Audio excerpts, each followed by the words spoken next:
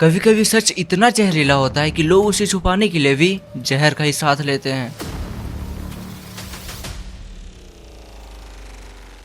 ये कहानी है एक ऐसे पति की जिसे उसके ही पत्नी ने ऐसे अंदाज में मारा कि पुलिस को भी समझना मुश्किल हो गया था। और उस पत्नी ने अपने पति का मर्डर किसी चाकू या फिर किसी बंदूक से नहीं किया था, बल्कि सांप से कटवा कर किया था।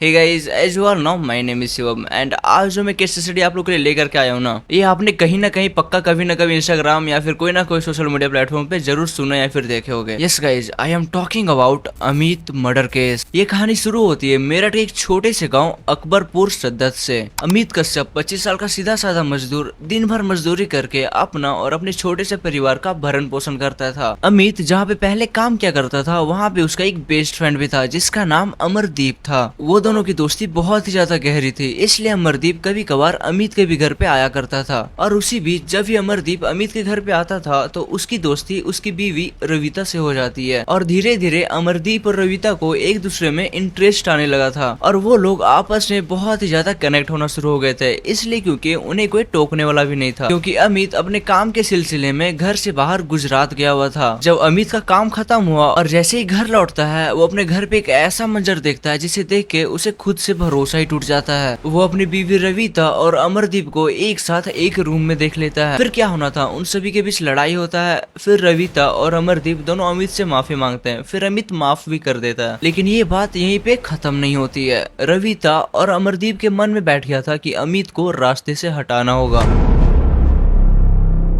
और उसके बाद रची जाती है एक ब्रूटल प्लान, एक ऐसा प्लान जिससे उन लोगों का काम भी हो जाए और उन पे कोई आंच भी ना आए। 13 अप्रैल 2025 रात का समय था और घर में सब सो रहे थे और अमित भी अपने कमरे में सो रहा था। उसे क्या पता था कि उसके करीब दो लोग उसका मौत बन के आ रहे हैं। एक रस्सी, एक सांस और कुछ ही देर में अमित की जिंदगी खत्म। अब आया ट्विस्ट। रविता और अमरदीप ने सोचा कि अमित के मर्डर को नेचुरल दिखाएंगे, तो इसलिए अमित एक सपेरे से कांटेक्ट करता है और 1000 रुपए में एक सपेरे से वो एक सांप खरीदता है और बस 1000 रुपए में सपेरा उसे रसेल वाइपर दे देता है, दुनिया का सबसे खतरनाक सांपों में से एक। और फिर वो लोग मर्डर को नेचुरल दिखाने के लिए अमित के लाश के पास जाकर के वो रसेल वाइपर को छोड़ देते उसके बेड पे। अगले दिन जब लोग सुबह उठे तो उनके सामने था एक डरावना मंजर, अमित का लाश और उसके बेड पे पड़ा हुआ एक रसेल वाइपर। सबको यही लग रहा था कि रात को सांप घुस आया और उसने उसे काट लिया और इसी वजह से उसकी मौत हो गई। फिर पुलिस आई, केस लिखा गया डेथ बाय स्नेक बाइट और सबको भेजा गया पोस्टमार्टम के लिए।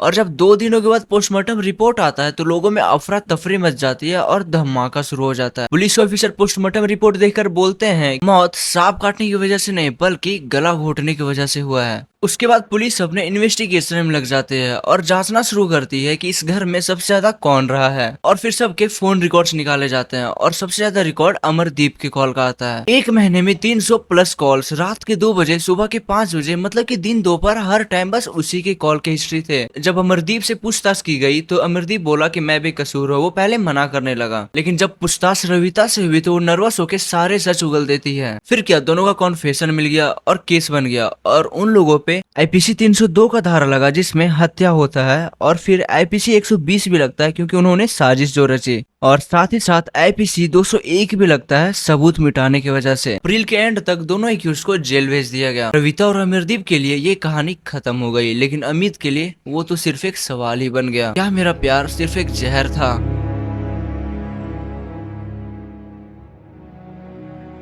Okay guys, that's it for today. Hope you enjoyed this video and guys, अगर आपको ऐसे और भी केसेस सुनने पसंद है तो आप मेरे पेज जाकर के चेक कर सकते हो।